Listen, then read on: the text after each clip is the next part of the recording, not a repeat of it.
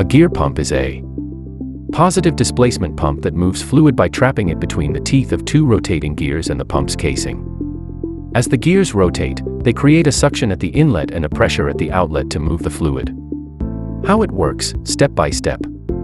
Suction at inlet. As the gears rotate and their teeth come out of mesh, disengage, on the inlet side, they create an expanding volume. This expansion generates a partial vacuum that draws fluid into the pump from the suction line. Fluid entrapment. The fluid becomes trapped in the cavities between the rotating gear teeth and the tightly fitted interior wall of the pump housing. Transport. The gears carry the fluid around the perimeter of the casing. Crucially, the fluid does not pass between the gears where they mesh, it only moves along the outer edges. Discharge at outlet. On the discharge side, the gear teeth re-engage, mesh. This reduces the available volume, squeezing the trapped fluid out of the teeth and forcing it into the outlet port under pressure. Main types of gear pumps.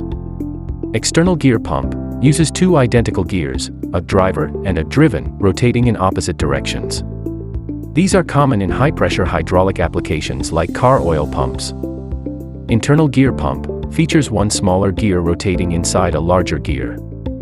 It often includes a crescent-shaped seal to separate the suction and discharge sides. These are ideal for high-viscosity fluids like chocolate or adhesives. Key characteristics. Constant flow. They provide a steady, pulse-free flow that is directly proportional to the rotational speed of the gears. Self-priming. Because they can pump air to create a vacuum, they are generally self-priming. Viscosity. They are highly efficient at moving thick, viscous liquids.